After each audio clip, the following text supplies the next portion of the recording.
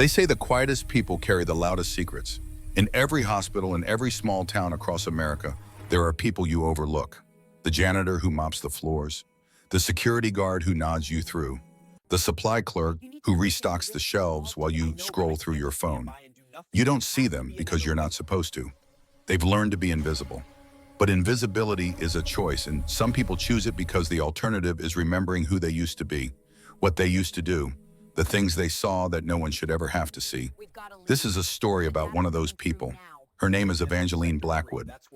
To the staff at St. Michael's Hospital in Portland, Oregon, she's just Evie, the 56-year-old supply coordinator with the sensible orthopedic shoes and the graying hair always pinned back in a neat bun. She's the woman who brings homemade cookies on Fridays, the one who knows where every extra IV bag is hidden, the one who never complains, never raises her voice, never causes trouble. She's the woman you walk past without a second glance. But on a rain-soaked Tuesday night in November, when the sliding doors of the emergency room opened and chaos walked in on a gurney, Evangeline Blackwood stopped being invisible. And the truth about who she really was, a truth buried under 15 years of silence and 20 years of secrets, was about to turn a quiet hospital into a battlefield. This is the story of the Angel of Fallujah. The rain in Portland doesn't cleanse. It just makes everything heavier. It was 11:47 on a Tuesday night, the kind of night that felt like wet wool pressed against your skin.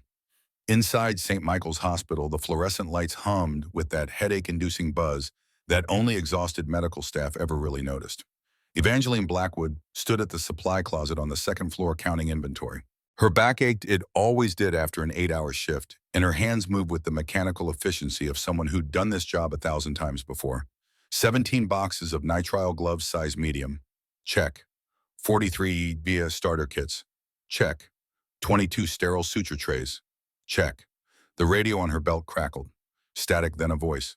All available staff to ER. Mass casualty incoming. Repeat, mass casualty incoming. ETA 2 minutes.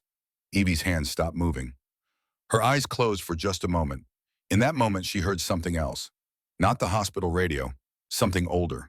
Something from a place very far away. Desert wind. Helicopter rotors. Someone screaming. She opened her eyes. Her hands were completely steady. She picked up her supply cart and pushed it toward the elevator. Not running. Never running. Just that same measured pace she always used. The pace that made people think she was slow. Old. Harmless. The elevator doors opened on the ground floor and Evie pushed her cart into the emergency department. Chaos. That was the only word for it. Young residents running in 3 different directions. Nurses shouting orders over each other. Dr. Victoria Ashford, 34 years old, Harvard Medical School, 2 years out of residency, standing in the center of the trauma bay with her hands raised like she was surrendering. Where's the crash cart? Someone find me a crash cart, and I need O-negative blood. 4 units, no 6 units, and someone call the attending. Where is the attending? The automatic doors burst open. 2 paramedics wheeled in a gurney moving so fast it nearly tipped. On it lay a young man, maybe 28, maybe younger, dressed in what looked like civilian clothes but moved like military. His shirt had been cut away. His chest was a mess of blood and torn flesh. Multiple gunshot wounds. High velocity. Through and through on the left shoulder. Entry wound on the lower abdomen, no visible exit. His skin had that gray-white pallor that meant he was running out of time. The monitor above the gurney screamed its alarm. Blood pressure 60/40. Heart rate 140 and climbing. Oxygen saturation 82% and dropping. He was dying. Trauma 1, Dr. Ashford shouted, pointing. The paramedics crashed the gurney through the door. Evie pushed her supply cart into the corner and watched. She always watched. Dr. Ashford was shouting orders, but her voice had that edge to it, that tremor, the sound of someone who knew they were in over their head and was praying no one else noticed. Get me a central line kit, no wait, intubation first. Where's respiratory? Someone page respiratory, and I need ultrasound. Is ultrasound here yet? A young resident, maybe 26, tried to start compressions, but his technique was wrong, too shallow, too fast. He was bouncing the patient, not perfusing him. The monitor alarm changed pitch. The heart rate was climbing, 150, 160, ventricular tachycardia. He was crashing. He's crashing. Dr. Ashford's voice cracked. I need someone, get me. She froze, just for a second, but in trauma, a second is everything. The young resident kept doing compressions wrong. A nurse fumbled with the intubation kit and dropped the laryngoscope. It clattered across the floor, and no one picked it up because everyone was looking at Dr. Ashford, waiting for her to tell them what to do. And Dr. Ashford was staring at the monitor like it was written in a language she didn't speak. In the corner, Evangeline Blackwood's hands stopped moving on her supply cart. Her eyes tracked across the trauma bay. The patient, the monitor, the fumbling staff, the wasted seconds. She closed her eyes again, and this time the sound was louder. Helicopter rotors, not just distant, right overhead. The thump, thump, thump of a Black Hawk coming in hot. Sand in her eyes, blood on her hands, someone screaming, "Medic, we need a medic now!" And a voice, her own voice but younger, harder. "I've got him. Everyone move." Evie opened her eyes. The fluorescent lights of St. Michael's Hospital emergency room looked different now, sharper, clearer. She stepped away from her supply cart. She didn't run. She walked. But it wasn't the shuffle of a 56-year-old woman with bad knees. It was the walk of someone who'd crossed battlefields under fire and never flinched.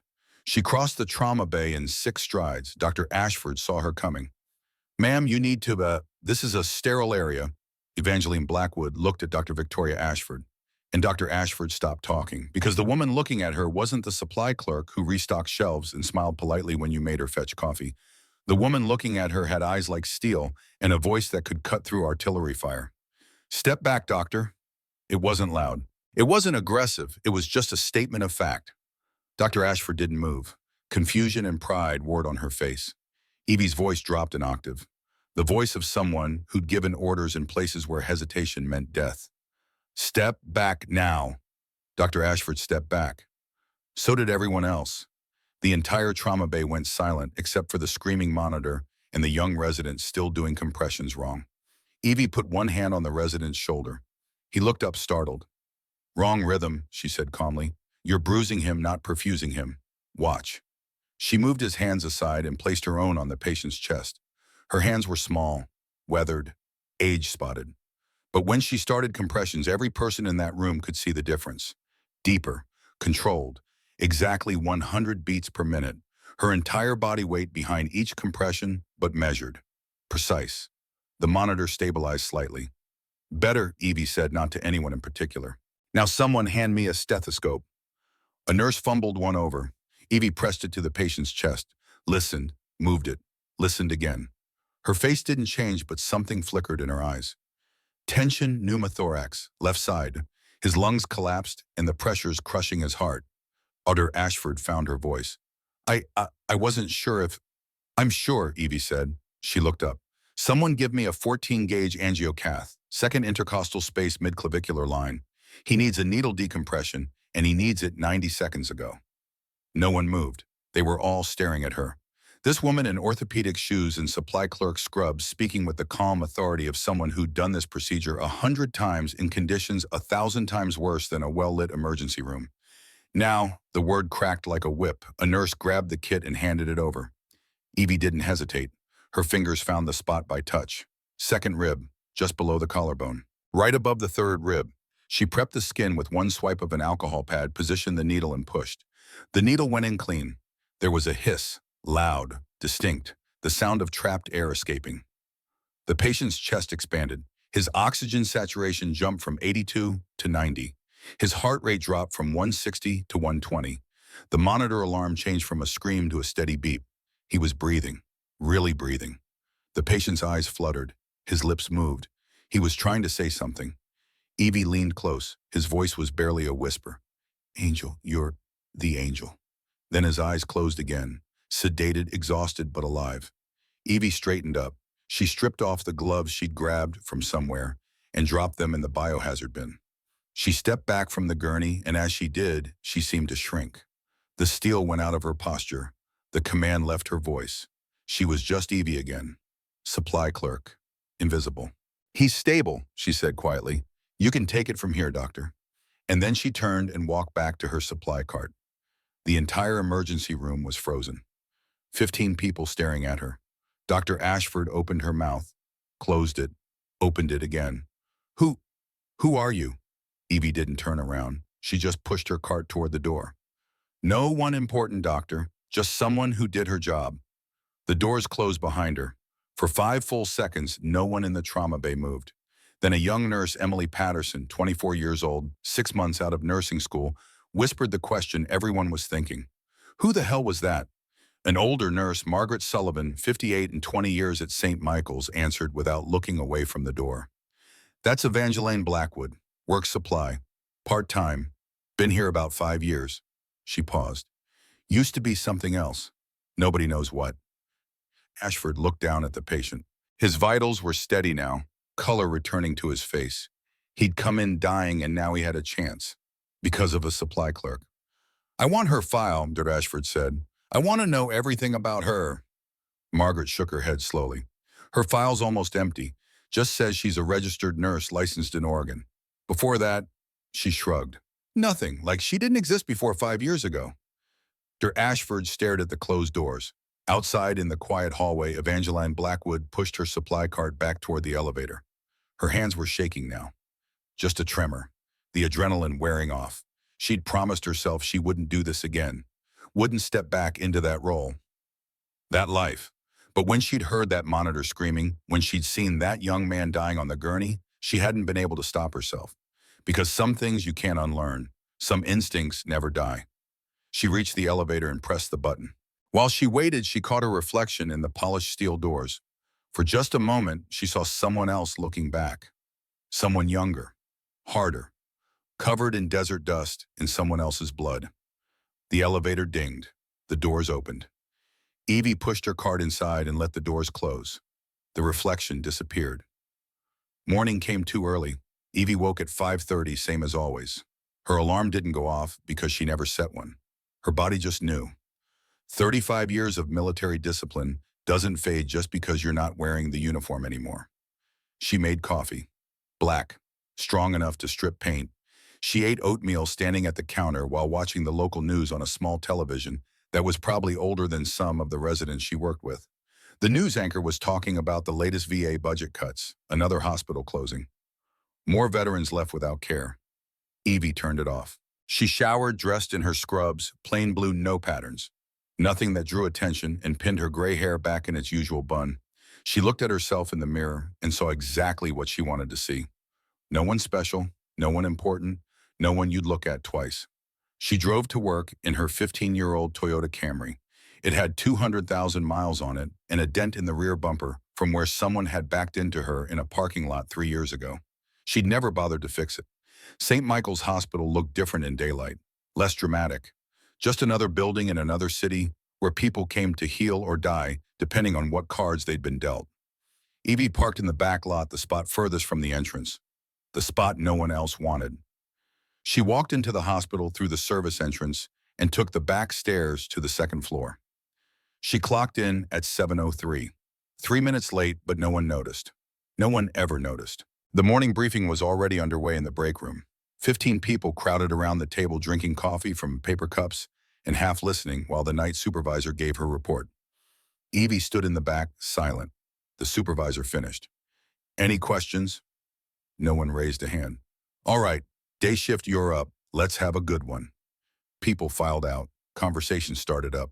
The usual morning chatter. Evie poured herself coffee and sat at the small table in the corner, the one near the window that no one else used because it was too far from the coffee maker.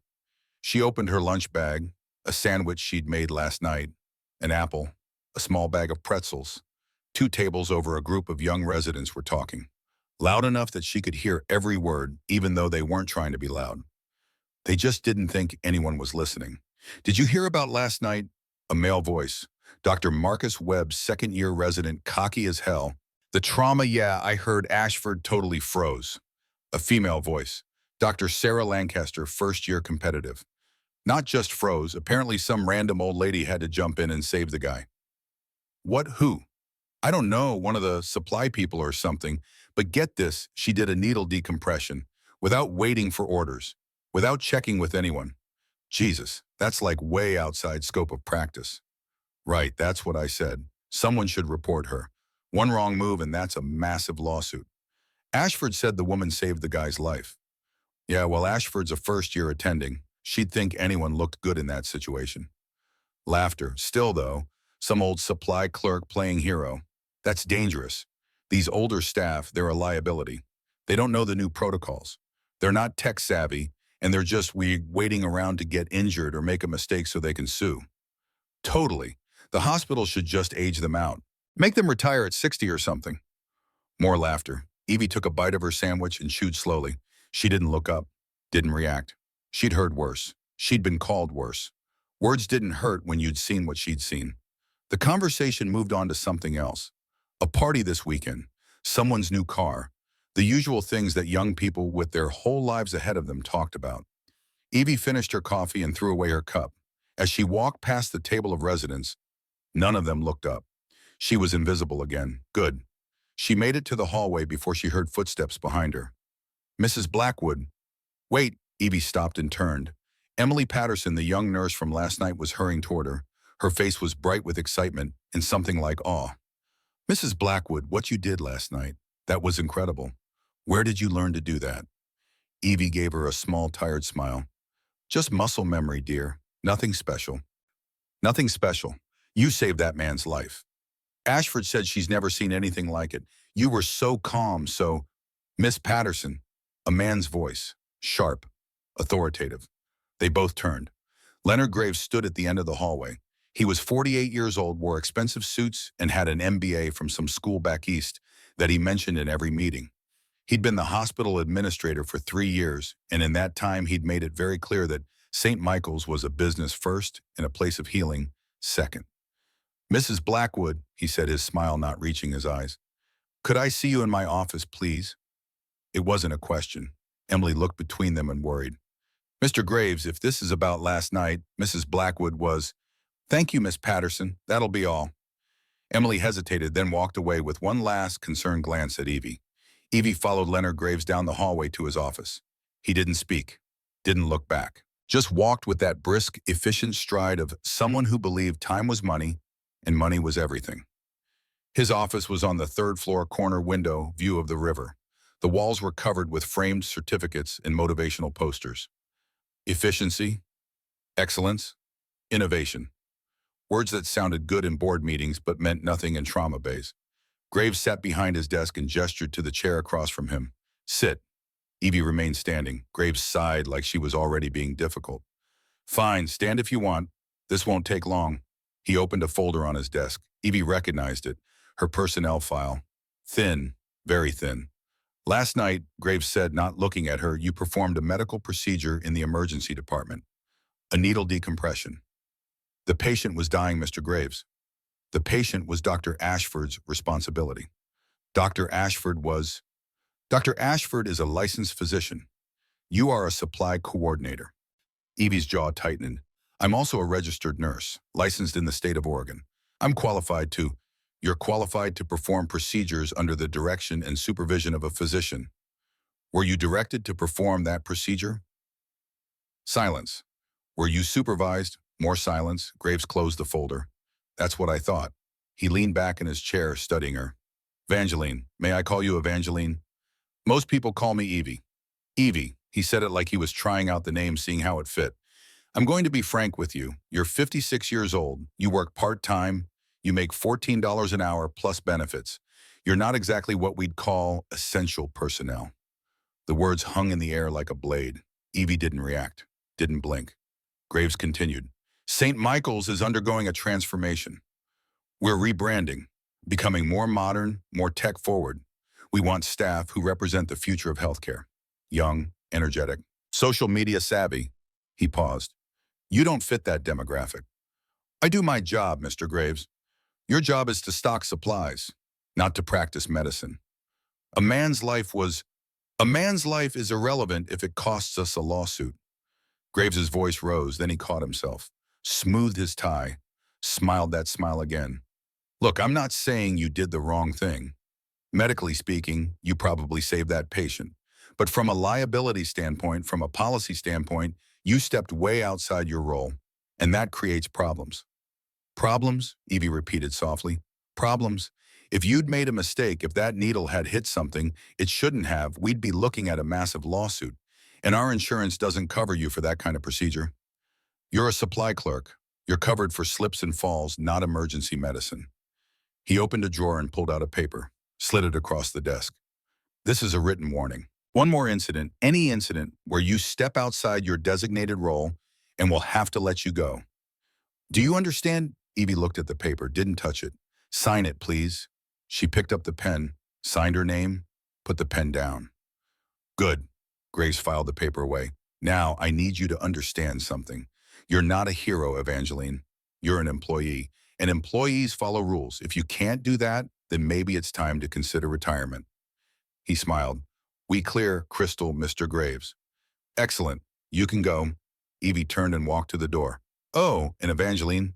She stopped, hand on the doorknob. Try to stay invisible. It suits you better. She didn't respond, just opened the door and walked out. The door closed behind her with a soft click. In the empty hallway, Evangeline Blackwood stood very still. Her hands weren't shaking now. They were steady, perfectly steady. Because she'd learned a long time ago how to keep everything locked down tight. How to smile and nod and say, yes, sir. No, sir. Whatever you say, sir. How to be invisible when invisible was what kept you alive. She walked back to the supply closet and finished her inventory. 17 boxes of nitrile gloves, 43 IV starter kits, 22 sterile suture trays, everything in its place, everything under control. But deep inside, in a place she'd locked away 15 years ago, something was stirring, something that remembered what it felt like to be more than invisible. The apartment was small, one bedroom, one bathroom, a kitchen, barely large enough for one person to stand in. The rent was $800 a month, utilities included, and the building was old enough that the pipes rattled when anyone above her ran water. But it was clean, military clean. Everything had its place. The dishes were washed and put away. The bed was made with hospital corners tight enough to bounce a quarter. The floor was swept every morning and mopped every Saturday. On the mantel above the electric fireplace that didn't work sat 4 photographs in simple black frames. The first, a wedding photo. Evangeline at 25 in a simple white dress standing next to a man in marine dress blues. Jonathan Blackwood. Dark hair, strong jaw, eyes that crinkled when he smiled. They were standing outside a small church somewhere in North Carolina, both of them young and stupid enough to believe forever was real. The second, a baby. Nathaniel Jonathan Blackwood, 8 pounds 6 ounces, born at Camp Pendleton Naval Hospital, while his father was deployed somewhere he couldn't tell them about. The baby was wrapped in a blue blanket, sleeping perfect. The third, a group photo, desert camouflage, 8 soldiers' faces streaked with dust and sweat and exhaustion. Evangeline stood in the center, smaller than the rest, her combat medic patch visible on her shoulder. They were standing in front of a medical tent somewhere in Iraq. Behind them, you could see smoke on the horizon. Half the people in that photo were dead now. The fourth, a funeral. 3 years ago, Jonathan in his coffin, flag draped. Evangeline standing beside it in black, her face carved from stone. Their son Nathaniel beside her in his army uniform, home on emergency leave. Cancer, stage 4, pancreatic, 6 months from diagnosis to death. The VA had done what they could, which was never enough. Evie sat on her couch, secondhand bought from Goodwill, and stared at those photos. She did this every night, a ritual, a remembering. She'd made dinner, chicken breast steamed, broccoli, brown rice, measured portions. She ate it at the small table by the window, watching the rain slide down the glass. The television was on. Local news. She wasn't watching it. Just needed the sound. The silence of the apartment was too loud sometimes. Her phone rang. She looked at the screen. Unknown number. She almost didn't answer. Probably a spam call. Someone wanting to sell her extended car warranty or tell her she'd won a cruise she didn't enter. But something made her pick up. Hello. A pause, then a voice. Young. Uncertain. Mom, Evie's hand tightened on the phone. Nate. Hey, Mom, sorry I know it's late there. Got a few minutes. Always for you, sweetheart. Where are you?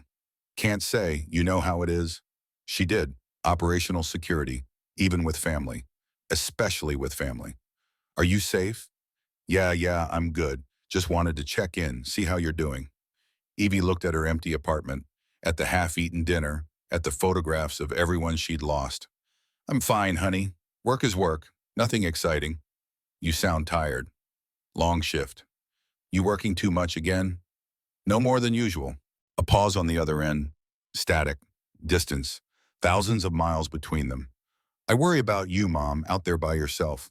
You should move closer to Aunt Sarah. She's always asking about you. I'm fine where I am. You always say that. Because it's always true. Another pause. Longer this time. Mom, I know today's a hard day. Evie looked at the calendar on her refrigerator. November 15th, 3 years ago today, Jonathan had died. She'd forgotten, or pretended to forget. She wasn't sure which anymore. I'm okay, Nate.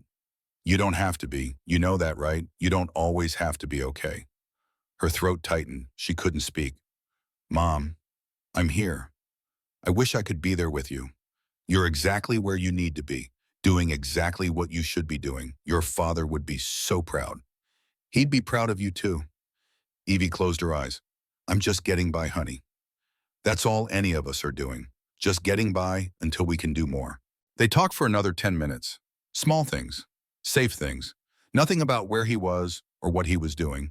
Nothing about how scared she was every single day that she'd get a knock on her door and see two officers in dress uniforms standing there with their hats in their hands. When they hung up, the apartment was silent again. Evie sat in that silence for a long time. Then she stood, walked to her bedroom, and opened the closet.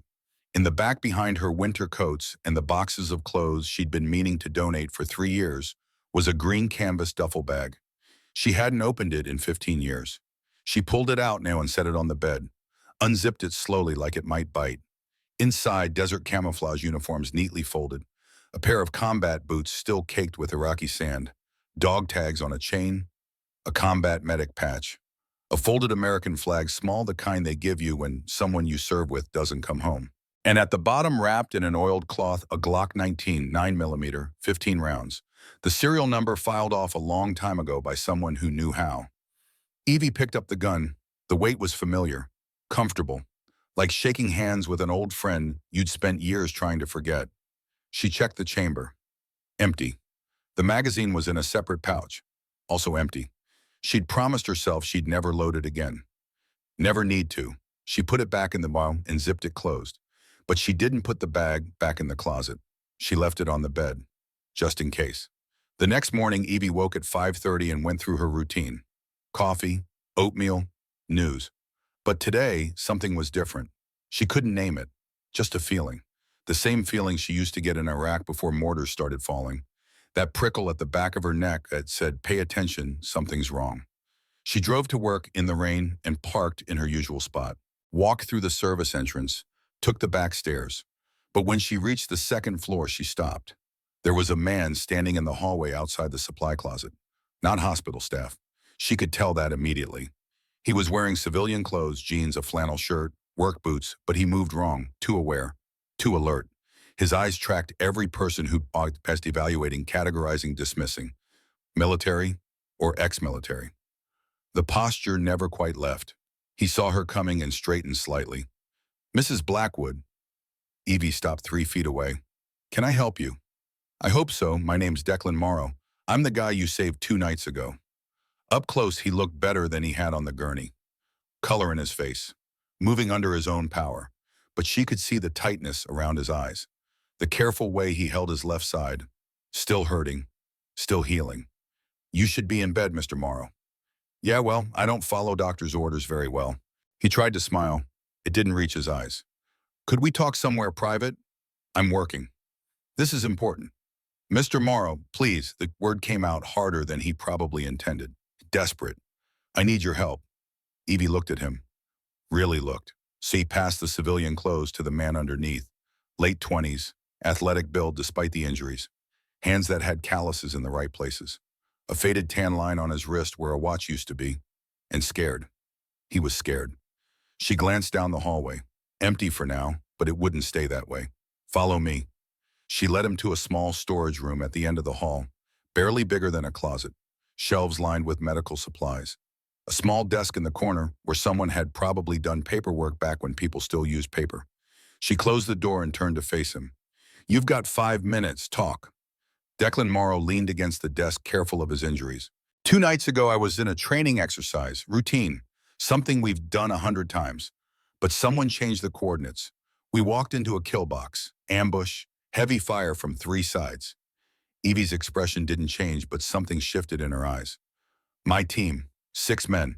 I'm the only one who made it out. His voice cracked slightly. They weren't supposed to be there. Someone set us up. You told the authorities this. I tried. My CO says I'm confused, traumatized, that the coordinates were right and we just got unlucky. But I saw the mission brief before we deployed. The coordinates were different. Maybe you misremembered. I don't misremember coordinates, ma'am. I'm a SEAL. That's my job. Evie studied him. SEAL, that explained the physicality, the awareness, the way he held himself even injured. And you came to me because last night someone tried to kill me in my hospital room. The temperature in the small room seemed to drop. I was asleep. Something woke me up. Instinct, maybe. I opened my eyes and there was someone standing next to my IV. I hit the call button and he ran. By the time the nurse got there, he was gone. But I found this. He pulled something from his pocket, a syringe, still capped. Evie took it, looked at the label. Succinylcholine. Yeah, paralytic. Stops your breathing. Untraceable if it works. By the time anyone found me, I'd be dead, and it looked like my lungs gave out from the trauma. Evie handed the syringe back. You need to go to the police, the FBI, someone with actual authority. I can't. Why not? Because whoever's doing this has access to military intel. They knew our op. They knew where I'd be taken after I was injured. They knew my room number in this hospital. He paused. The leak is inside. I don't know who to trust. So you came to a supply clerk. I came to someone who saved my life without asking questions. Someone who moved like they'd done it before. He met her eyes. Someone who's military. Or was. Silence. I was, Evie said finally. Long time ago. Different war. Which one? All of them that mattered. Declan nodded slowly. Then you understand. I need help. Real help. From someone outside the system who knows how it works. I'm 56 years old, Mr. Morrow. I stock shelves. Whatever you think I was, I'm not anymore. With all due respect, ma'am, I saw what you did in that trauma bay. You didn't hesitate, didn't question. You just moved. That's not something you forget how to do. It's not something you should want to remember. Maybe not, but right now I need someone who remembers. Evie turned away from him, looking at the shelves of supplies. Sterile packages. Clean, ordered, safe. I can't help you. Why not? Because if you say you can't, then I'm dead. But if there's any chance, you can't change my mind. I have to try. Evie turned back to face him. I spent 20 years as a combat medic. Desert Storm. Iraq. Afghanistan. I saw things, did things, lost people I cared about. When I finally got out, I promised myself I was done. No more war, no more death, just quiet work helping people heal. She paused. I'm not going back to that life. I'm not asking you to go back. I'm asking you to help me survive long enough to expose whoever's doing this. That's it. After that, you never see me again. No. Ma'am, I said no. The door opened. They both turned. Dr. Victoria Ashford stood in the doorway looking between them. Mrs. Blackwood, is everything all right? Fine, doctor. Mr. Morrow was just leaving. Ashford's eyes narrowed. Or Morrow, you're supposed to be in your room. You have a chest tube, for God's sake. I'm aware, Doc. Then you're also aware that if you pull that tube loose, you could recollapse your lung and die. Wouldn't be the worst way to go. Ashford looked at Evie. What's going on here? Nothing, Evie said. Mr. Morrow got lost looking for the cafeteria. The cafeteria is on the first floor. Like I said, lost. Ashford crossed her arms. Mrs. Blackwood, could I speak with you alone? Declan looked at Evie. His eyes said please. His mouth said nothing. Evie turned to Ashford. Of course, doctor. Declan left without another word. When he was gone, Ashford closed the door. What was that about? He had questions about his care. I told him to talk to his doctor. Bullshit. Ashford said it without heat, just stating a fact. I've been asking around about you, Mrs. Blackwood. Do you know what I found? I imagined my personnel file. Your personnel file was almost an empty, and I mean empty 3 pages total. Current license emergency contact direct deposit form. That's it. Before Oregon, there's literally nothing. No previous employment, no references, no address history. Most people have files this thick. She held her hands a foot apart. Yours is a ghost file. The kind you only see when someone's trying very hard to disappear. Evie said nothing. So I dug deeper, called some people I know, people with access to military databases. Ashford paused. Evangeline Marie Blackwood, Army combat medic, enlisted 1990, served through 2008, Desert Storm, Iraq War, multiple deployments, Silver Star, 2 Bronze Stars, Purple Heart. The silence stretched. You want to tell me why one of the most decorated combat medics in recent military history is working as a supply clerk in Portland? Because I'm a retired doctor. You're wasted here. I'm exactly where I want to be. Are you? Oh, Ashford stepped closer. Because the woman I saw in that trauma bay 2 nights ago, that wasn't someone who wanted to be invisible. That was someone who knew exactly who she was and what she could do. That woman is gone. I don't think so. I think she's still there. You're just trying really hard to pretend she's not. Evie met her eyes. Why do you care? Because I froze in that trauma bay. I had a dying patient and I froze. And you saved him. You saved him because you've done it before. Dozens of times. Maybe hundreds. And now you're wasting that experience restocking shelves because you're trying to run from something. I'm not running from anything. Then what are you doing? Surviving. Ashford's expression softened. Mrs. Blackwood, Evie, whatever happened to you over there, whatever you saw or did, you don't have to keep punishing yourself for it. You don't know what I did. No, I don't. But I know what you can do, and right now there's a young man in this hospital who needs help. Real help. The kind that doctors and nurses can't provide. The kind that takes someone with your experience. I can't. Why not? Because if I start, I won't be able to stop. And that scares me more than anything else. Ashford looked at her for a long moment. Then she reached into her pocket and pulled out a business card, wrote something on the back.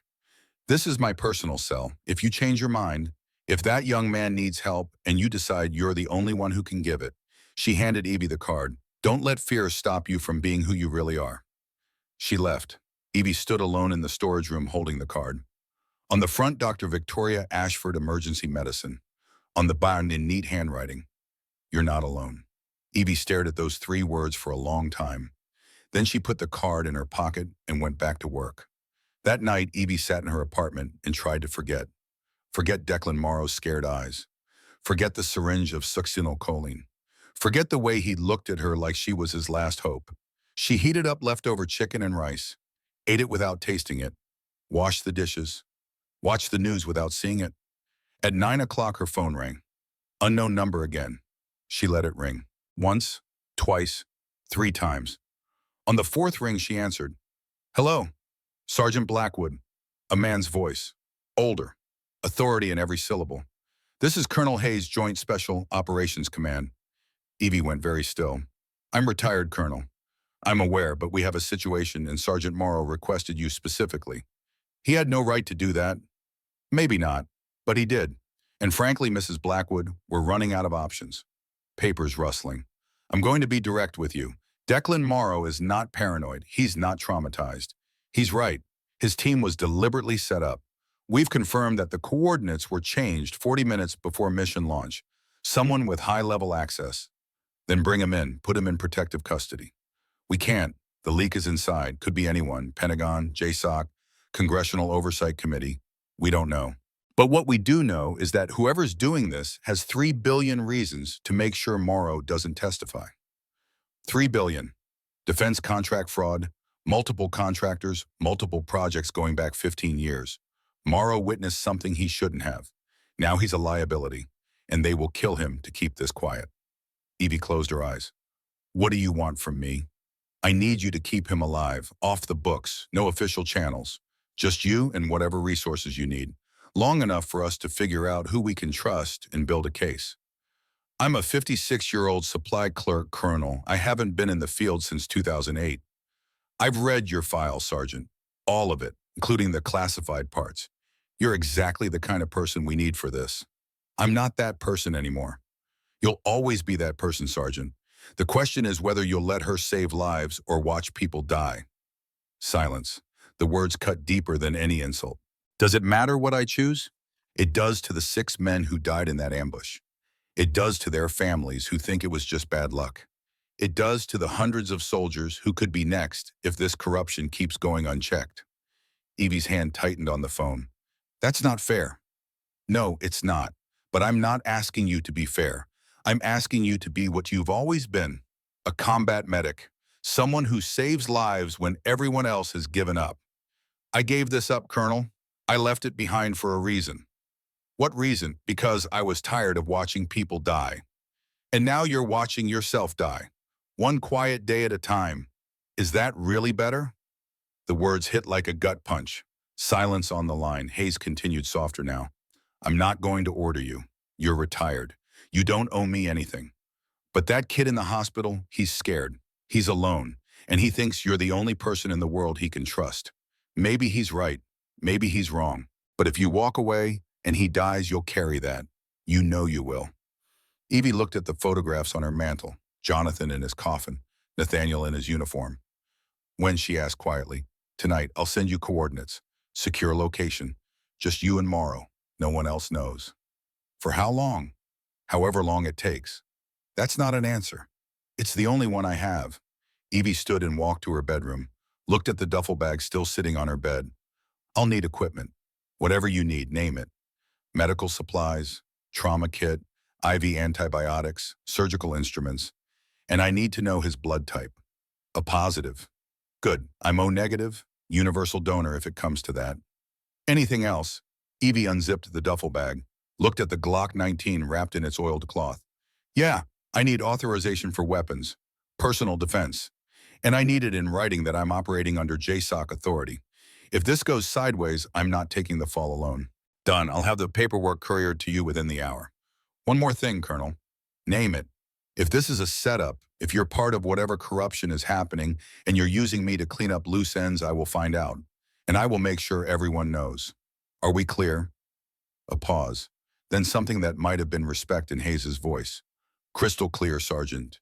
And for what it's worth, if I was part of this, I wouldn't have called you. The Angel of Fallujah has a reputation. I'd have to be suicidal to cross her. Evie's breath caught. Don't call me that. Why not? That's what they called you. The soldiers you saved.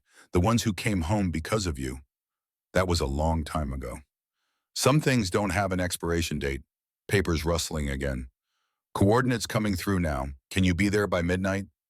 Evie looked at her watch. 10:15. Yeah, I can be there. Thank you, Sergeant. Don't thank me yet, Colonel. I haven't saved anyone. But you will. That's what you do. The line went dead. Evie stood in her bedroom, phone in hand, staring at the duffel bag. For 15 years, she'd kept it packed. Ready. Just in case. Just in case what? She'd never really known. Or maybe she'd always known and just didn't want to admit it. She picked up the Glock, unwrapped it, checked the action. Still smooth, still perfect. From another pouch in the bag, she pulled out 3 loaded magazines. 15 rounds each. 45 rounds total.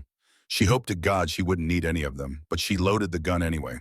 Before she left, there was one call she needed to make. She scrolled through her contacts, found a name she hadn't called in 6 months. Boone Callahan. The phone rang twice. Well, the angel rises from the grave. Thought you'd forgotten about me, Evie. His voice was gravelly roughened by cigarettes and whiskey and too many years shouting orders over gunfire. But underneath the roughness, there was warmth, real warmth. Hey, Boone, it's almost 10:30 at night and you're calling me. This is either really good news or really bad news. Which is it? I need to ask you something. Shoot. Remember what you said last month about me wasting my skills at that hospital? Yeah. You still feel that way? A pause. When Boone spoke again, his voice had changed. More alert, more serious. What's going on, Evie?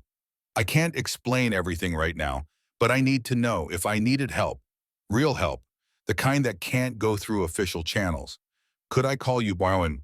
Always, you know that. Even if it's dangerous. Especially if it is dangerous.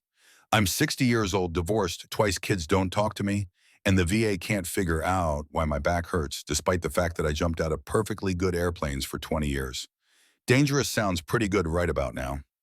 Despite everything, Evie smiled. I might take you up on that. You better. I've been waiting for an excuse to be useful again since the day I retired. Boone, don't try to talk yourself out of whatever you're about to do. I can hear it in your voice. You've made a decision. Stick with it. It's been a long time since I did anything like this. Riding a bike, Evie? Some things you don't forget. This isn't riding a bike. No, it's harder and more important. But you're one of the best combat medics I've ever seen. If someone needs help and you can give it, then you give it. That's who you are. That's who you've always been. Evie's throat tightened. I'm scared. Good. Means you're smart. Stupid people don't get scared. They just get dead. What if I can't do this anymore? What if I'm too old, too slow, too rusty? Then you'll figure it out. You always do. But Evie, listen to me. You're not too old. You're experienced. You're not too slow. You're measured. You're not rusty. You're disciplined. Don't let fear tell you lies about who you are. She wiped her eyes. When had she started crying? Thanks, Boone. Anytime? And Evie, whatever you're about to do, you call me if you need backup. I don't care if it's 2 in the morning or the middle of Sunday dinner. You call. I will. Promise? Promise. Good. Now go be the angel. God knows this world needs more of them. She hung up. For a moment, she just stood there, phone in hand, tears on her cheeks. Then she wiped her face, grabbed her duffel bag, and walked out the door. The rain had stopped, but the streets were still wet. The city lights reflected in the puddles, turning everything into a watercolor painting. Evie drove through the empty streets, following the GPS coordinates Hayes had sent her. They led to the outskirts of the city, an old industrial area, abandoned warehouses and empty lots. The kind of place where people didn't ask questions. The coordinates stopped at a building that looked like it might have been a factory once. Chain link fence, broken windows, graffiti on the walls. But the lock on the gate was new, and the security camera mounted on the corner was definitely not abandoned. Evie punched in the code Hayes had sent. The gate clicked open. She drove through. In the parking lot, there was one other car, black SUV, government plates. She parked next to it and got out. The side door of the building opened. A young man in military fatigues stepped out. Not regular army. The uniform was clean, no insignia, no patches. Private security, or something worse. Sergeant Blackwood. That's me. Colonel Hayes is inside. Follow me. She grabbed her duffel and followed him into the building. The inside was cleaner than the outside. Someone had been here recently. The floors were swept. The lights worked. At the end of a hallway, there was a door with another keypad lock. The soldier punched in a code and opened it. Inside was a small room, medical equipment, a hospital bed, monitors, IV stands. And lying in the bed looking pale but alive was Declan Morrow. He looked up when she entered. Relief flooded his face. You came. Against my better judgment. A man stood from a chair in the corner. Older, 60s, military bearing even in civilian clothes. Sergeant Blackwood, Colonel Andrew Hayes. He extended his hand. She shook it. His grip was firm but not crushing. A man who had nothing to prove. Thank you for coming. Thank you for the authorization paperwork. It'll be in your email within the hour, along with an encrypted sat phone number. Anything you need, you call that number. Medical supplies, backup extraction, whatever it takes. You trust me that much? I trust your record, and I trust that you wouldn't be here if you weren't committed. Evie looked around the room. How long do we have this space? As long as you need it. It's off the books. Officially, this building is condemned. Unofficially, it's a JSOC safe house. No one knows about it except me and 2 other people I trust with my life. And if your 2 people are compromised, then we're all dead anyway. He said it matter-of-factly. No drama, just truth. Evie nodded slowly. Fair enough. Hayes moved toward the door. I'll leave you to get settled. The soldier outside is Private Miller. He's with you for the next 12 hours, then he'll be replaced. Shifts every 12 hours. Different face each time. They'll stay outside unless you call for them. And if someone tries to breach, they'll slow them down. But Sergeant, if it comes to shooting, you're on your own. These men are good, but they're not expendable. You understand? I understand. Hayes stopped at the door, turned back. One more thing. When this is over, when Morrow testifies and we've rolled up everyone involved, there's going to be a lot of grateful people, congressional medals, photo ops, media attention. I want you to know that none of that has to happen. If you want to disappear again after this, go back to your quiet life, I'll make sure that happens. No one will know you were involved. Evie looked at Declan in the bed. And if I want people to know, then I'll personally recommend you for the Medal of Honor. Your choice. But you don't have to make it now. He left. The door closed. Evie and Declan looked at each other. You really came, he said quietly. Yeah, well, I'm an idiot. She set down her duffel bag and started unpacking. Medical supplies, trauma kit, the Glock in its holster. Declan's eyes widened when he saw the gun. Is that necessary? Hope not, but hope's not a strategy. She pulled out a stethoscope and moved to his bedside. How are you feeling? Like I got shot multiple times. Specific symptoms: pain level 1 to 10, shortness of breath, dizziness, nausea. Pain's about a 6. Breathing's okay, little dizzy when I stand up. No nausea. She listened to his chest.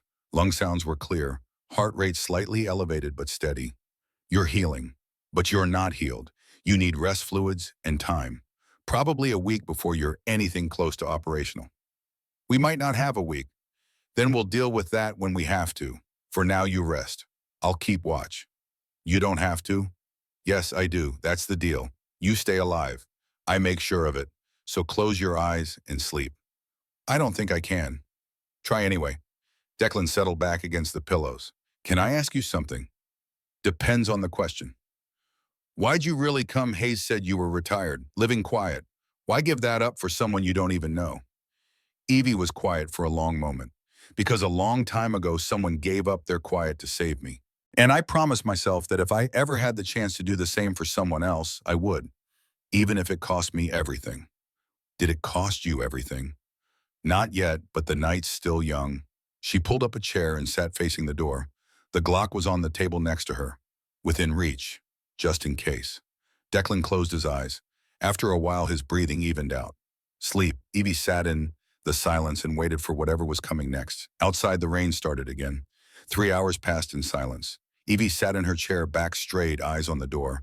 Every 15 minutes, she checked Declan's vitals. Pulse, respiration, temperature, all stable. Outside, Private Miller made his rounds. She could hear his footsteps. Regular, predictable. Every 20 minutes, a full perimeter check. Every hour, a radio call to whoever was monitoring. At 2:30 in the morning, the footsteps stopped. Evie's hand moved to the Glock. She waited, counted seconds. 30, 45, 60. No footsteps. She stood slowly, quietly, moved to the door and pressed her ear against it. Nothing. No sound at all. That was wrong. Even an empty building had sounds. Air conditioning, pipes, the settling of old foundations. This was the sound of someone holding their breath. Evie moved back to Declan's bed, put her hand over his mouth and shook him awake. His eyes opened, confused, then sharp with alertness when he saw her expression. She put a finger to her lips, pointed to the door. He nodded. Understood. She helped him sit up slow and careful, handed him a scalpel from the medical kit. Not much of a weapon, but better than nothing. Then she positioned herself between him and the door, gun raised, both hands steady. They waited. 1 minute, 2, then the sound. Soft, almost imperceptible. Metal on metal, someone picking the lock. The door handle turned slowly. The door opened 6 inches. Evie fired. The gunshot was deafening in the small room. The bullet punched through the door at chest height. A grunt, a body hitting the floor. Then chaos. The door slammed open. 2 men rushed in, both armed, both moving with professional precision. Evie fired twice more. 1 shot caught the first man in the shoulder. He spun, went down. The second man returned fire. 3 shots, 2 hit the wall behind her. The third grazed her arm, a line of fire across her bicep.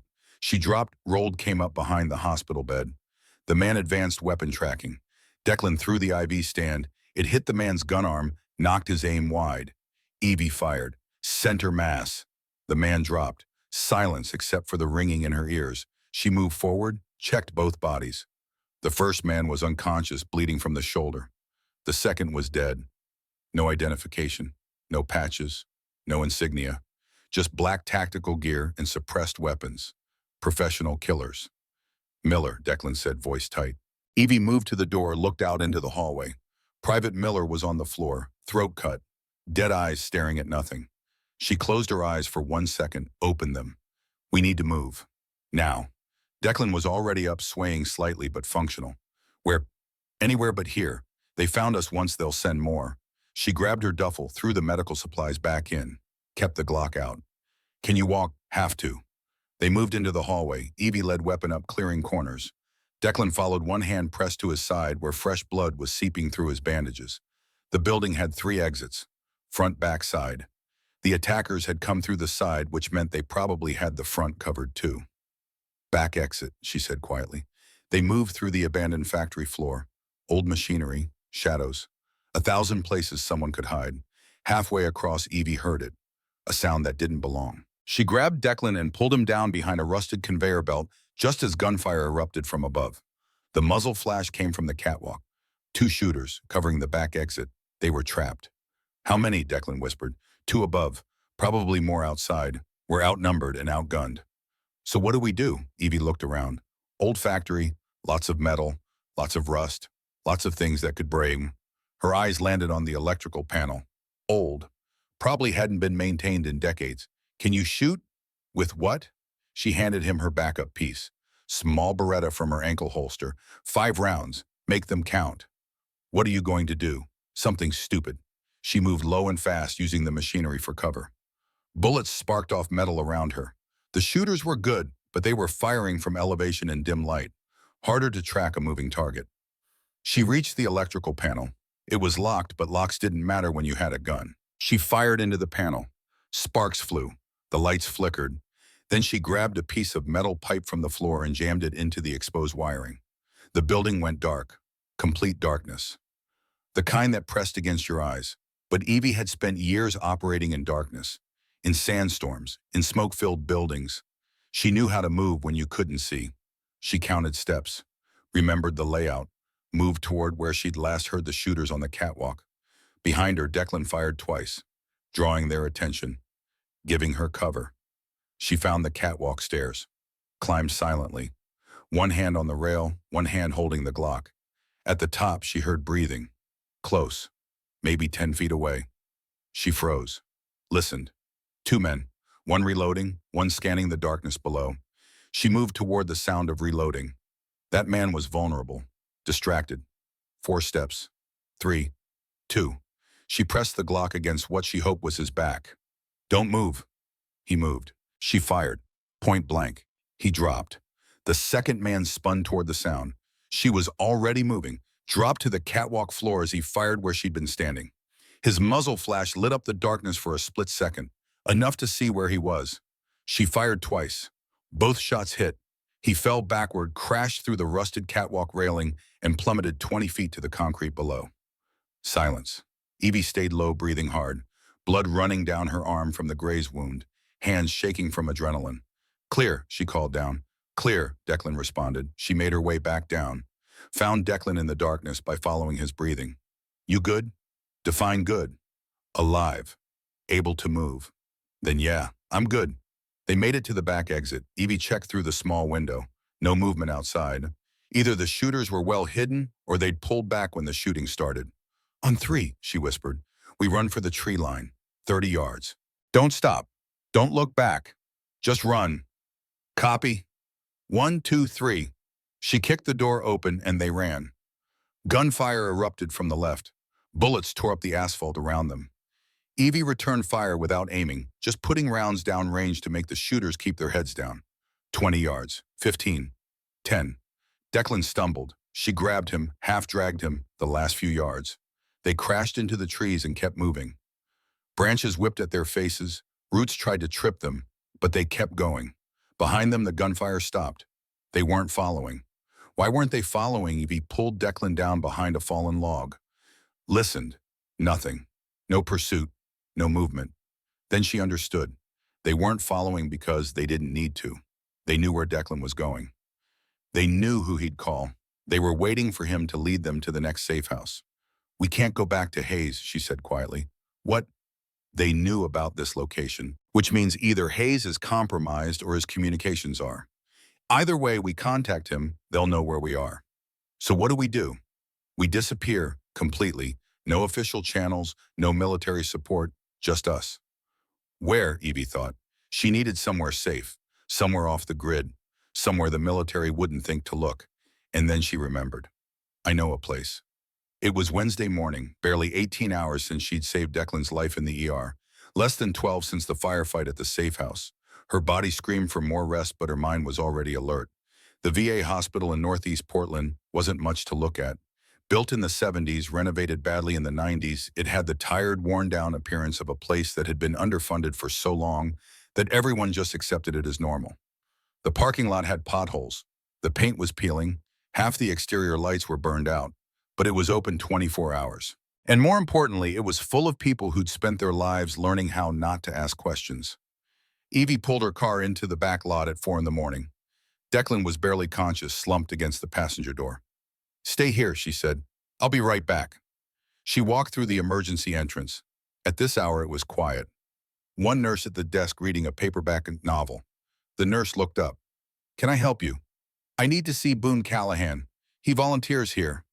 "Honey, it's 4 in the morning. Volunteers don't come in until, call him. Tell him Evie's here. Tell him it's urgent." Something in her voice made the nurse pick up the phone instead of arguing. 5 minutes later, Boone Callahan came through the doors looking like he'd dressed in the dark, which he probably had. He saw Evie and his expression shifted from annoyed to alert in an instant. "What happened?" "I need your help, and I need a place to hide someone, somewhere off the grid." "How far off the grid?" "Far enough that the military won't find him." Boone didn't ask questions, just nodded. "Follow me." He led her through the hospital down corridors that looked like they hadn't been updated since the building opened. At the far end of the West Wing, he stopped at a door marked Storage. "We're renovating this wing. Supposed to start next month, but you know how the VA is. Could be next year before they actually break ground." He unlocked the door. Inside was a large space mostly empty, old hospital beds stacked against one wall. Boxes of outdated equipment. "It's not much, but no one comes here. I've got keys. I can bring you supplies. Food, water, medical equipment, whatever you need." "Boone, don't try to explain or apologize or any of that. You need help, I'm giving it. That's what brothers do." She hugged him, hard. "Thank you. Just don't make me regret this. If anyone finds out I'm harboring fugitives in a federal building, I'll lose my volunteer status and probably go to jail. I'll keep that in mind."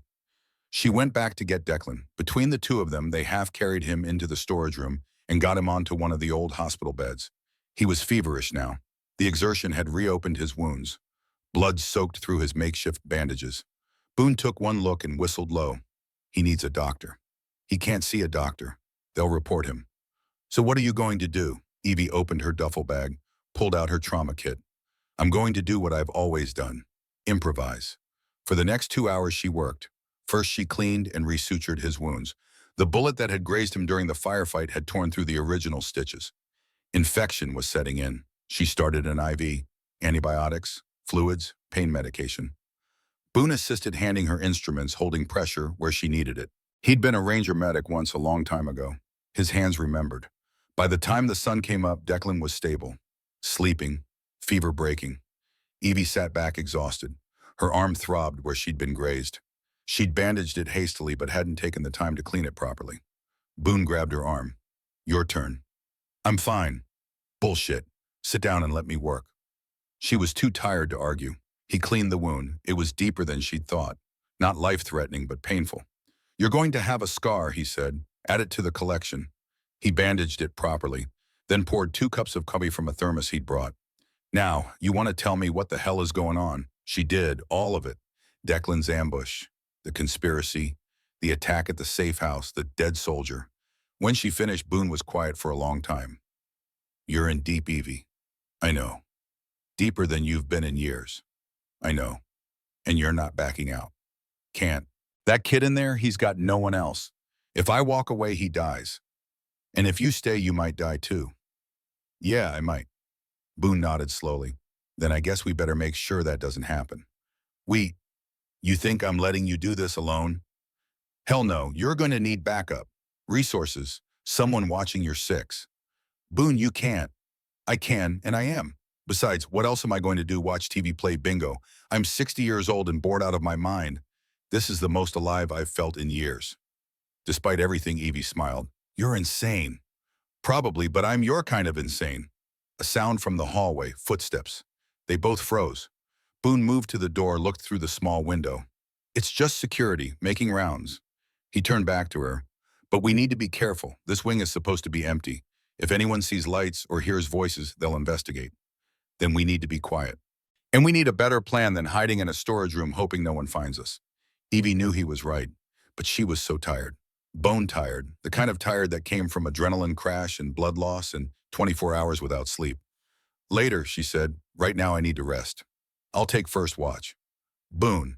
"Sleep, Evie, I've got this." She wanted to argue, but her body had other ideas. She found a clear spot on the floor, lay down on her jacket, and was asleep in seconds. She woke to voices. Not loud, not close. but voices that didn't belong. Evie was on her feet instantly, hand reaching for her gun. Boone was at the door looking through the window. He held up 2 fingers. 2 people in the hallway. She moved beside him, looked. 2 women, both in their 60s, one in a wheelchair, the other pushing it. They were moving slowly down the hallway, talking quietly. "That's Lorelei Brennan," Boone whispered. "And Delilah Thornton. They volunteer here too. Can we trust them?" Lorelei's former Army sniper, 3 tours in Iraq. Delilah was Air Force pararescue. If you're looking for people who know how to fight and keep their mouths shut, you could do worse. The women stopped at their door. Evie's hand tightened on her gun. Then Lorelei knocked. 3 times. Pause. 2 times. A code. Boone opened the door. Lorelei looked at him with sharp blue eyes that missed nothing. "Boone Callahan, what are you doing holed up in a storage room at 6 in the morning with a wanted woman and a half-dead Navy SEAL? How did you?" "Because I've still got friends in the intelligence community, and because there's a bolo out for Evangeline Blackwood and Declan Morrow. Issued 2 hours ago. Armed and dangerous, it says. Wanted for questioning in the death of a military contractor." Evie's stomach dropped. "We didn't kill him. He was trying to kill us." "I believe you. But that doesn't change the fact that every law enforcement agency in the state is looking for you right now." Delilah moved her wheelchair into the room. "So the question is, do you want our help or not?" "Why would you help us?" Evie asked. "Because Boone called me at 4 this morning and said the Angel of Fallujah needed sanctuary. And because I remember what it's like to be hunted for doing the right thing." She rolled closer. In the light, Evie could see the scars on Delilah's face. Old burns, combat injuries. "Besides," Delilah continued, "I read the real reports about what happened to Sergeant Morrow's team, the ones that didn't make it into the official narrative. Someone's covering up something big. And I've never been good at letting the bad guys win." Evie looked at Boone. "You called them Orrington. I called everyone I trust. Everyone who served. Everyone who remembers what it means to have a code. How many? 6, including me. 7 if you count Dr. Ashford. She insisted on coming. 6 old veterans and a doctor against a conspiracy that reaches into the Pentagon." 7, Declan said from the bed. His voice was weak but clear. "I can still shoot." "You can barely stand," Evie said. "Then I'll shoot sitting down." Lorelei smiled. It wasn't a nice smile. "I like him." Over the next hour, 4 more people arrived. Thaddeus Merrick called Bull. 68. Marine. Gulf War. In a wheelchair from an IED that had taken his legs but not his spirit. Jasper Dalton called Smoke. 66. Combat engineer. Knew more about improvised explosives than anyone had a right to. Sterling Webb. 62. Former SEAL. Retired after taking shrapnel that the VA still couldn't completely remove. And Dr. Victoria Ashford. Evie stared at her. "What are you doing here?" "Boone called me, said you might need a doctor." She looked at Declan. Looks like he was right. "You could lose your license?" "I could, but I took an oath to do no harm. And letting that young man die because I was too scared to break a few rules seems like harm to me." She moved to Declan's bedside and began examining him with professional efficiency. The 8 of them crowded into the storage room, looked like the cast of a medical drama that had been canceled due to low ratings. Too old, too broken, too far past their prime. But when Evie looked at them, she saw something else. She saw warriors, scarred and tired and forgotten by the country they'd served, but still standing, still willing to fight. "All right," she said, "if we're doing this, we need to be smart. They're looking for us, which means we can't use our phones, our credit cards, anything that can be traced. We need to go dark." "Already done," Smoke said, on phone. He held up a tablet. "Pulled the batteries from all our phones. Got us set up on an encrypted network. Military grade. They'd need a supercomputer and a month to crack it. We need to figure out who's behind this," Sterling said. "Who benefits from Morrow being dead?" "Defense contractors," Declan said. "Has to be. I saw documents. Fraudulent billing, ghost projects. $3 billion over 15 years. "That's a lot of people with a lot to lose," Bull said. "Which means a lot of people who want us dead," Vorsilai added. "So we need leverage," Evie said. "Something that makes us more valuable alive than dead." "The documents," Declan said. "The ones I saw. I didn't just see them. I photographed them." Everyone turned to look at him. "You what?" Evie asked. "I knew something was wrong. I've been suspicious for months. So I started documenting everything. Every suspicious order. Every changed mission parameter. Every inconsistency." He fumbled in his pocket, pulled out a micro SD card. "It's all here." Smoke took the card, plugged it into his tablet, spent a minute scrolling. His face went pale. Jesus Christ, this is everything. Names, dates, bank accounts. This isn't just fraud, this is treason. These people have been selling classified information to foreign governments, sabotaging operations, getting soldiers killed for profit. Can you prove it? Ashford asked. With this, yeah. This is smoking gun material. This goes public, 40 people go to prison, maybe more. Then that's our leverage, Evie said. We make copies, lots of copies, send them to journalists, congresspeople, foreign and allies, make it impossible to suppress. And we let the people hunting us know that if anything happens to us, everything goes public. Dead man's switch, Sterling said. Classic. Will it work? Bull asked. Only one way to find out. Smoke was already typing. Give me an hour. I'll set up automated releases. They go out if I don't check in every 6 hours. Fail-safe on top of fail-safe. Do it, Evie said. She looked around at the group. These people who dropped everything to help her. To help a young soldier they'd never met. You all know what this means. If we do this, there's no going back. They'll come after us, all of us. Let them come, Lorelei said. Her voice was cold steel. Been a long time since I had a good fight. I'm in, Bull said. Me too, Delilah added. One by one they all nodded, even Ashford. Someone has to keep you idiots alive. Evie felt something loosen in her chest, something that had been tight for 15 years. She wasn't alone anymore. All right then, she said. Let's go to war. They spent the next 6 hours turning the storage room into a command center. Smoke set up the computers and encrypted communications. Sterling and Boone did a security sweep of the entire wing, identifying exits, choke points, defensible positions. Lorelei inventoried their weapons. 4 handguns. 1 rifle Sterling had in his truck. Not much, but more than nothing. Bull and Delilah worked on supplies, medical equipment, food, water. Everything they'd need to hold out if it came to a siege. And Evie worked with Ashford on Declan. His fever was down, color was returning, but he'd lost blood and pushed himself too hard. He needed rest and time. 2 things they probably didn't have. How long before he can move? Evie asked quietly. Move as in walk around, maybe tomorrow. Move as in run from people shooting at him, a week, minimum. We might not have a week. Then you better make sure no one's shooting at him. Easier said than done. At noon, Smoke called them all together. Dead man's switch is active. If I don't check in every 6 hours, the files get released to every major news outlet in the country, plus a few international ones for good measure. How do we let them know? Boone asked. We tell them, directly. How? Smoke smiled.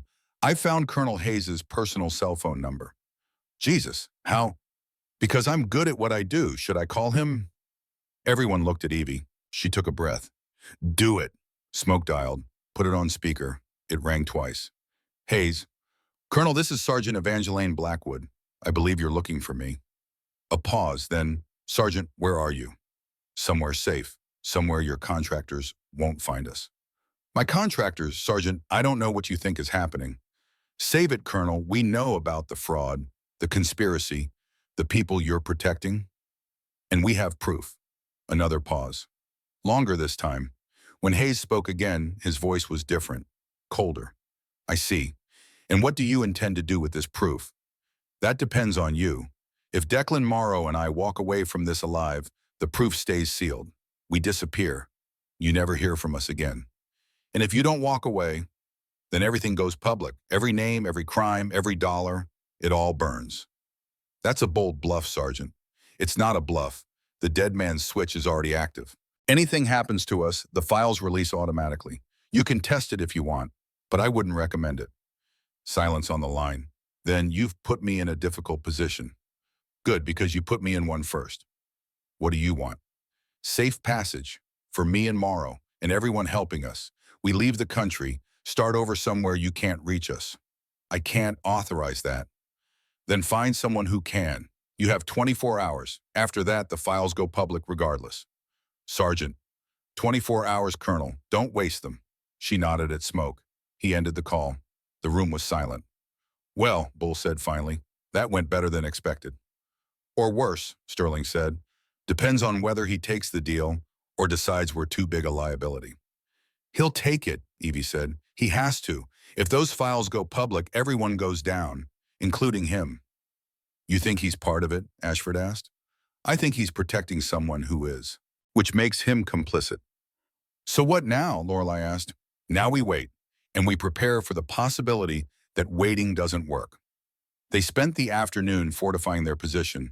Bull positioned himself at the main entrance to the wing with Sterling, both armed, both ready.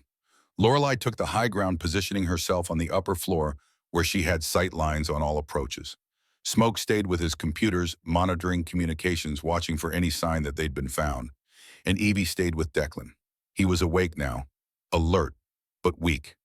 You really think they'll let us go? He asked. No, but I think they'll pretend to long enough for us to get somewhere safer.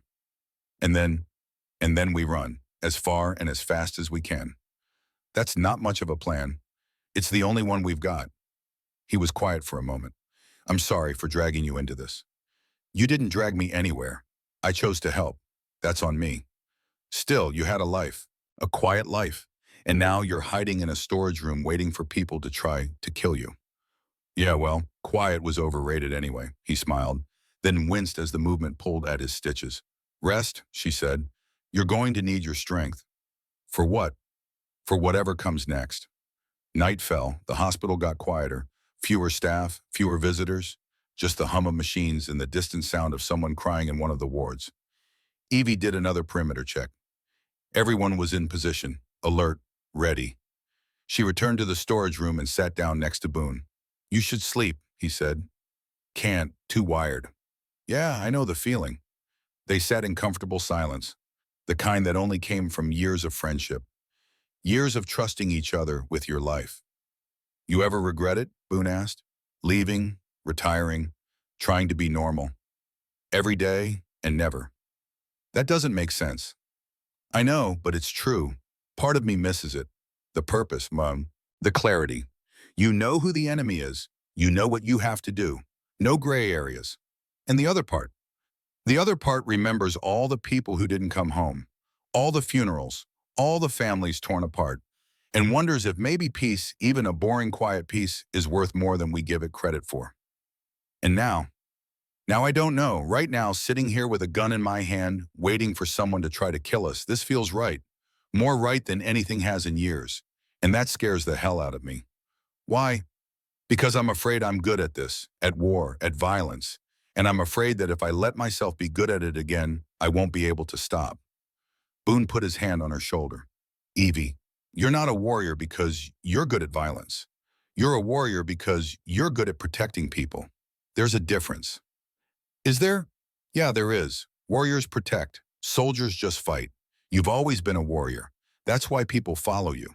She looked around at the group, these people who'd risked everything to help her. I don't deserve them. No, you don't. None of us do, but that's what makes this worth it.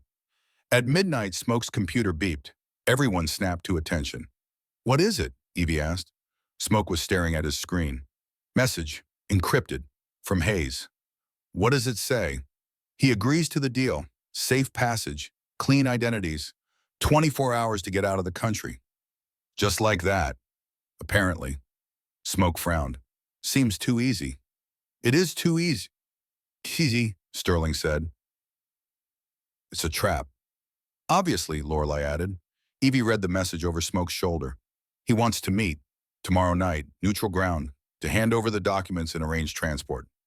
Where the old docks, Pier 17. Bull snored. Pier 17 hasn't been used in years. It's abandoned. Perfect place for an ambush. So we don't go, Ashford said. We have to go, Declan said from the bed. If we don't, they'll assume we're not serious about the deal. They'll keep hunting us. And if we do go, they'll kill us, Delilah said. Everyone looked at Evie. She stood, walked to the window, looked out at the city lights. We go, she said finally, but not the way they expect. Explain, Sterling said. They're expecting us to show up scared, defensive, trying to negotiate. So we don't do that. We show up ready for war. We turn their ambush into ours. With 6 old people and a half-dead SEAL, Bull asked. With 7 warriors and a soldier who refuses to die. Yeah, Lorelei grinned. Now you're talking my language. All right, Evie said, turning to face them. We have 20 hours to plan. Let's make them count. Pier 17 smelled like rust and dead fish. The old dock hadn't seen legitimate cargo in 15 years. Just urban explorers and the occasional drug deal. The warehouse at the end of the pier had been condemned twice, but the city never had the budget to tear it down. Now it was the perfect killing ground. At 11:30 p.m. on Thursday night, Evangeline Blackwood stood on the roof of that warehouse and surveyed the battlefield. Below her, the docks stretched 200 feet into the Willamette River. Shipping containers stacked and rusted, old cranes frozen in place, shadows everywhere.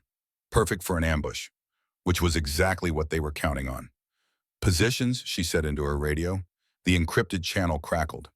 North Overwatch set, Lorelei responded. She was 300 yards away on a neighboring warehouse roof, rifle ready. From her position, she could see the entire approach. South perimeter set, Sterling answered. He and Boone had positioned themselves behind stacked containers, creating a kill box for anyone trying to flank. High ground secured, Bull said. Despite being in a wheelchair, he'd managed to get himself onto a container stack with smoke. They had the best view of the warehouse entrance. Medical standing by, Ashford said. She was in a van 2 blocks away with Delilah ready for emergency evac if things went sideways. Ghost, Evie asked. In position, Declan responded. He was inside the warehouse, hidden armed. Still weak, but functional enough. They expect 1 wounded SEAL. That's what they'll get. Evie checked her watch. 11:45. Hayes had said midnight. Rules of engagement, she said into the radio. No one fires until I give the word. If this is legitimate, we get out clean. If it's not, she paused. We make them regret it. A chorus of acknowledgments came back. Evie climbed down from the roof and entered the warehouse through the back entrance. The interior was vast, empty except for debris and graffiti. Moonlight streamed through broken windows, painting everything in silver and shadow. She moved to the center of the space, stood in a pool of light where she'd be visible, and waited. At 11:58, she heard vehicles. 3 black SUVs rolled onto the dock. Their headlights swept across the warehouse. They stopped 50 feet from the entrance, engines running. Doors opened. 8 men stepped out, all armed, all military bearing. They formed a perimeter around the vehicles. Then a 9th man emerged, older, civilian clothes, gray hair cut military short. Colonel Hayes. He walked toward the warehouse alone, hands visible, no weapon drawn. He stopped at the entrance. Sergeant Blackwood. I'm here, Colonel. He stepped inside, eyes adjusting to the darkness. When he saw her, he stopped. You came alone.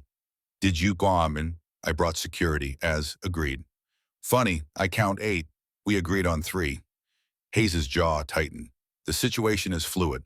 I needed to ensure my safety. Your safety. What about mine? You have my word. No one will harm you if you give me what I want. The documents. Yes. Evie reached into her jacket. Hayes's security team tensed, weapons rising slightly. She pulled out a USB drive, held it up. Everything's here. Names, dates, bank accounts, $3 billion in fraud, 15 years of treason. Give it to me and you can walk away. New identity, safe passage to any country you choose. You have my word. Your word? Evie laughed, but there was no humor in it. Colonel, forgive me if I don't find that particularly reassuring. Then what do you want? I want the truth. Who are you protecting? Who's worth $3 billion and 40 lives? Hayes was quiet for a long moment. Then, you don't understand how this works, Sergeant. The world isn't black and white anymore. Sometimes we have to make deals with bad people to prevent worse outcomes. That's not an answer. It's the only answer I can give.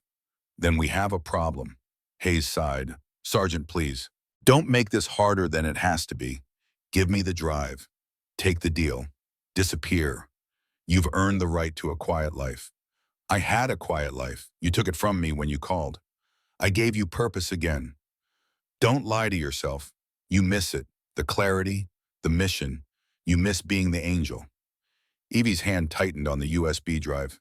You're right, I do miss it. But not the way you think. She threw the drive at his feet. Hayes looked down at it, then back up at her. Something changed in his face. That's not the real drive, is it? No, that's a copy, full of very real documents.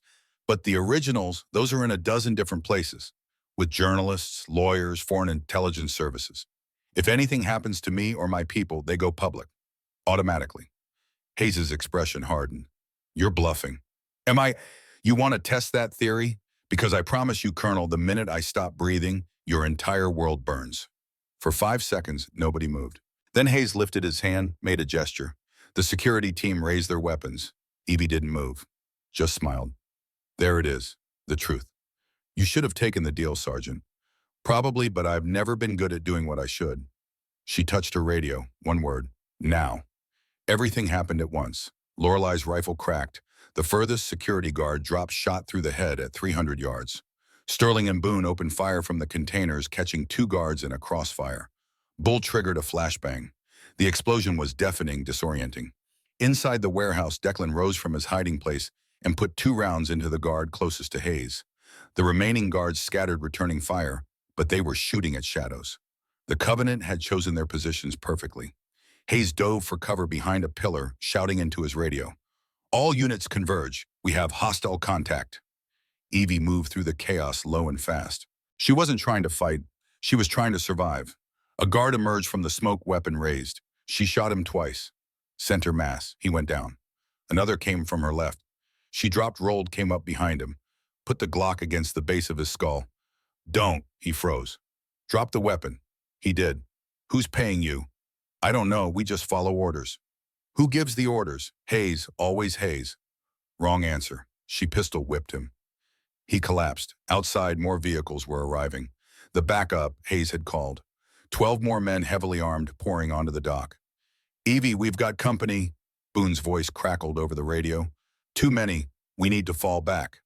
Negative. Hold position. This ends tonight. With what, we're outnumbered 3-1. Then we even the odds. She ran toward the back of the warehouse, found what she was looking for.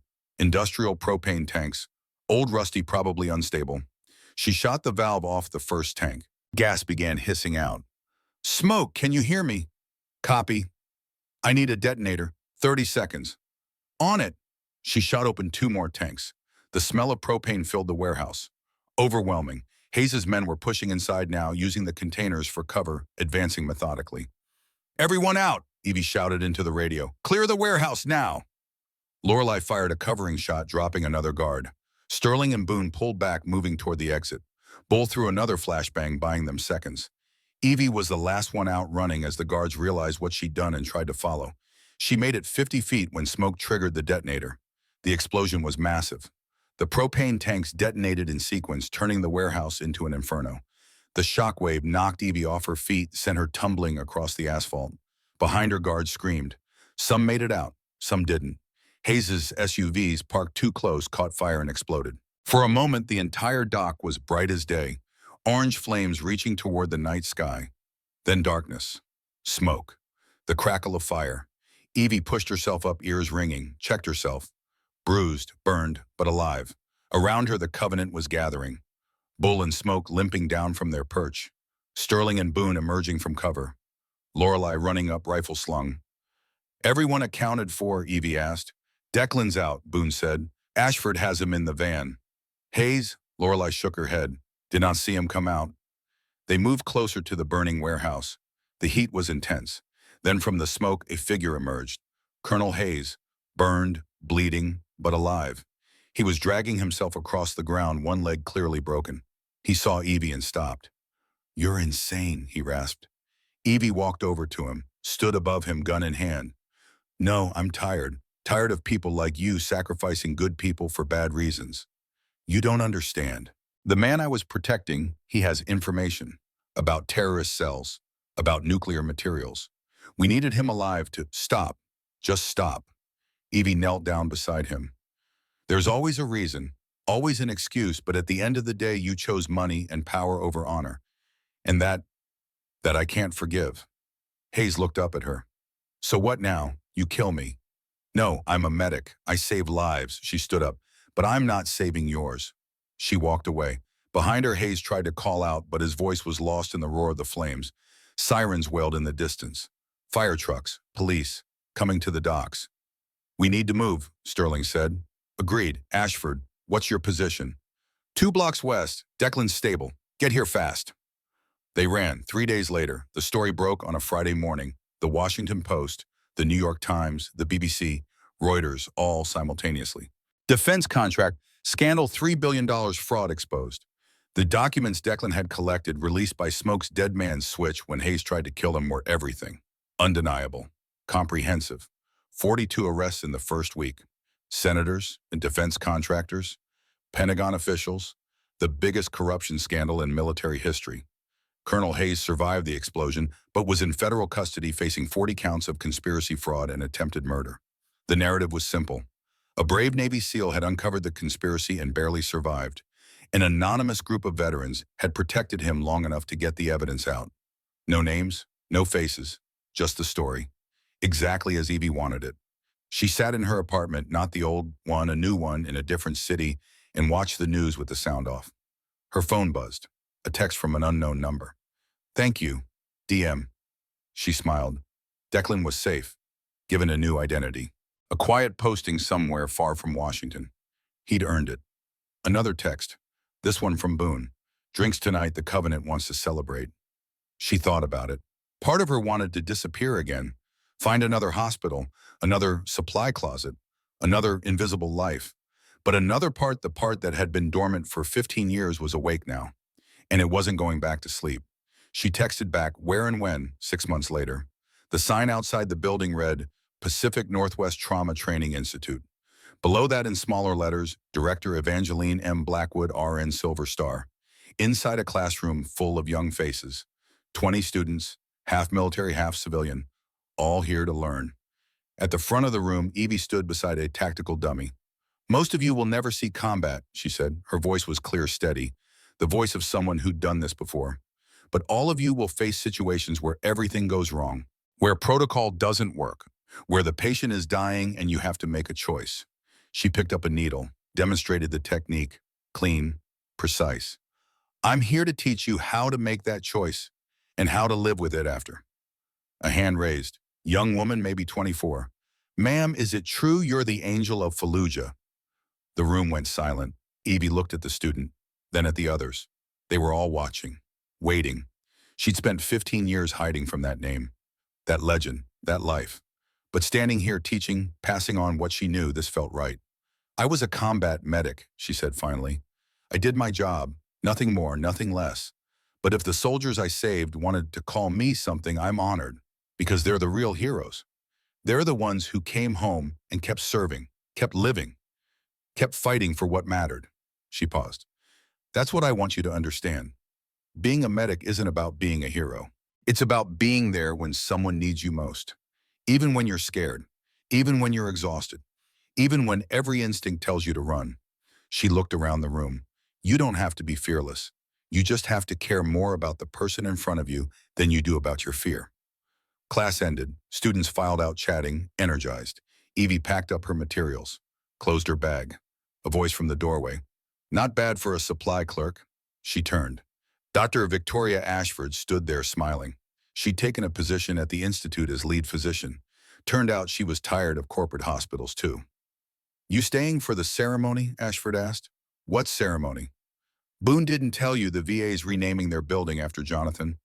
The Jonathan Blackwood Veterans Care Center. They're unveiling the plaque in an hour." Evie's breath caught. Her husband, honored, remembered. "I didn't know. He wanted it to be a surprise. Come on, the Covenant's already there. We're waiting for you." They walked together through the building, past classrooms where other instructors taught, past a wall of photographs, every student who'd graduated, every life they'd go on to save.